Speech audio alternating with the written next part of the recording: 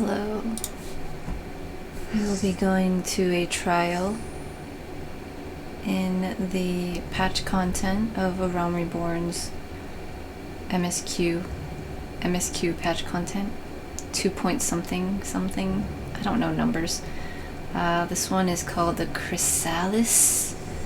Spoilers, we got someone trapped here. Basically, we're gonna save that person. Okay, let's go. So for this fight,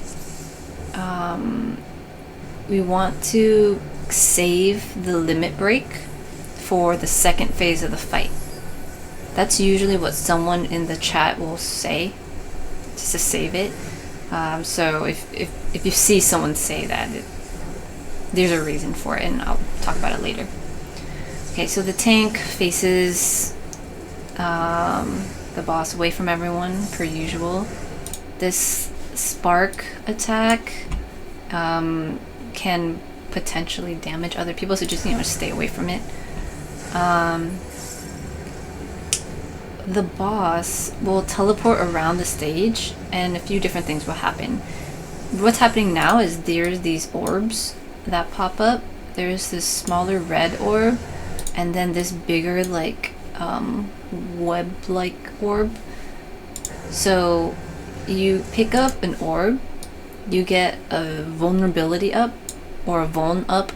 People shorten it to say vuln. So this one's a physical vuln up. Okay, so that means I'm more vulnerable to physical attacks. There are other ones here. So this person, SK, has a different icon. Like this one that I have right here, it's like a knife. Okay, this other one that SK has, it's more like a little wand. Okay, so the red ones will give you a magic vulnerability up, and the black web one will give you a physical vulnerability up. So you want to alternate the ones that you pick up. So watch as I see. When you alternate them, you lose the other one. So here I'm losing my physical vulnerability up, and then I pick up a magic vulnerability up. Okay. It might not seem great to be picking up debuffs. However, the way that you handle this mechanic is you alternate between the two so that you're not stacking too many. Like before, see that the healer had 2 of them. If you get too many stacks, that means you're going to be too vulnerable to whatever the stack you have. So like if I kept picking up this black orb here, then I just have multiple stacks of physical vulnerability up. Conversely, if I kept picking up like red orbs, then I would have a bunch of vulnerability ups for the magic stuff. And so then later, if I get hit with one of those things, I get hit too much. And so it's better to just have one stack of either of them than multiple stacks of the same thing. So that's why you want to alternate which ones you pick up. Okay. So I alternate there and there, and like see, this person they didn't hit,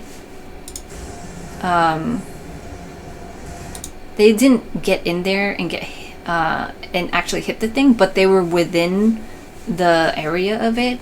YE, so they end up getting the same one as I do, even though I'm the one running into it. They still switch their vuln ups. So see, now we go to this one. See, I was the one who hit the thing, but then we swap. See, they're just swapped to be the same one as mine. Now, someone just died. AD. Okay, let's go see what happened to them. AD is over here. See,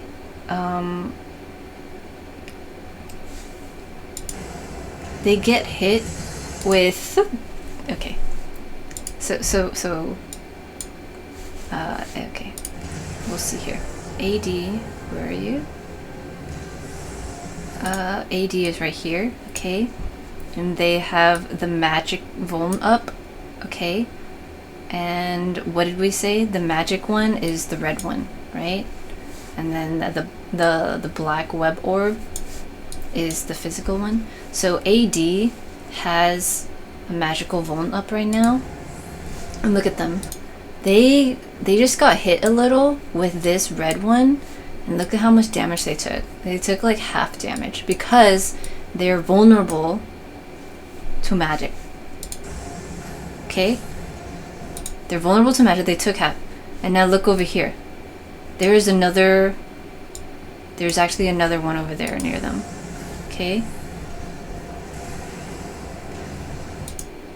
There's a red one here, and they're basically running to it. Okay, sorry, here. Let's see. Let's see if I can anchor. Oh, okay. Can I do this? Okay. Anyway, so AD gets... There's one over here. I really want to show this. Okay. AD over here. Okay. They get hit with that red one. Here, this. You see this one? This red one? AD is here. They're gonna go over here. And there. Like, there was some stuff happening over here, and they got hit with it. And it was enough that they died, because they had a vulnerability for that. This is important, not just for this fight, but this is something that you'll encounter later on in other fights where you need to be swapping stuff, okay? At this point, they took half health, and also they got 2 stacks. As soon as they run over here somewhere, they get hit with another thing. Yeah, that's enough to just kill them, okay? Like, they got hit with 3 of the same ones, and that's it. They're also a new player. They had little sprout icons, so maybe their gear wasn't very good. Okay, yeah, like 9,000, 9,000, 5,000, 600. They had the lowest amount of gear out of all of us, and so being so low in gear level means they don't have that much health, and so they weren't able to take as much of the damage. And so that's why this fight is tricky, in that you need to make sure to be switching them, or else you'll wipe to it. And again, this type of mechanic where you're swapping buffs and debuffs, that will happen a lot more in future fights. Okay, now after the swapping of stuff, okay, the boss does this big kind of move, and depending on how many stacks and stuff you get, also we have some ads to deal with, okay? Okay, deal with the ad, but then someone also ran into this orb, and so all of us got hit with this thing. You know, fortunately I had a physical, or mine was dropping off, so it was fine. I picked up a new one from this thing, and it was okay. But the boss does a move, okay, that can hit people. Where's LD? LD is here. LD has 2 stacks of the magical thing, okay? And then this person, SK, is gonna hit this red one, which is the magic one. And so LD takes a significant amount of damage, but they're also tanks, so they can deal with it. But yeah, that's a lot to kind of handle. Anyway, okay. Okay, so the boss is here now, and there's like this big AoE attack. Okay, it wasn't too bad. It's fine. We're fine. Okay. I hope the debuff thing made sense, because it's a lot. Anyway, okay, so now the boss is here. That was a big line AoE, you know. By now you should know, don't stand in those ones.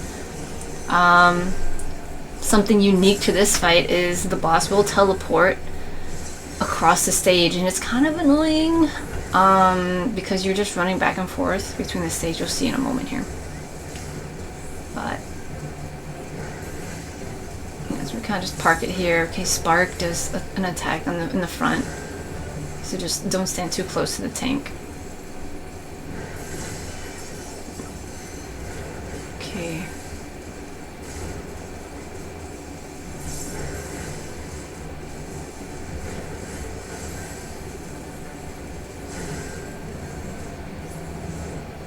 There we go.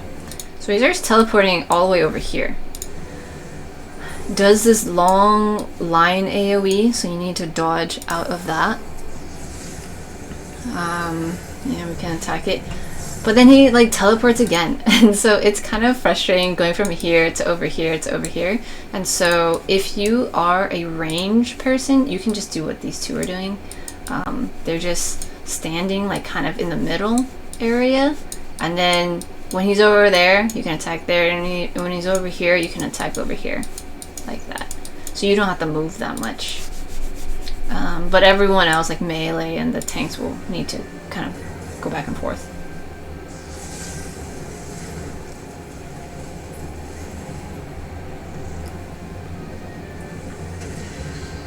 Okay, so now we go handle the orb situation again. Remember to pick up an orb and then alternate which one you have. Okay. Okay, this one turned to an ad, so I just had to deal with that. You can hang out and not take any orbs, but the thing is, if the orbs hit the boss, then I believe he will start getting a stack, and then like he'll do more damage like afterwards or something like that. Let's see.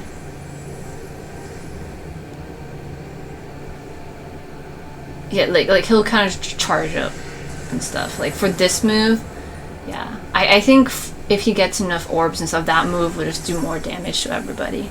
So that's why you want to start soaking the power away from him, the aether and stuff. But don't take too many of the same one. You need to alternate. Anyway, okay.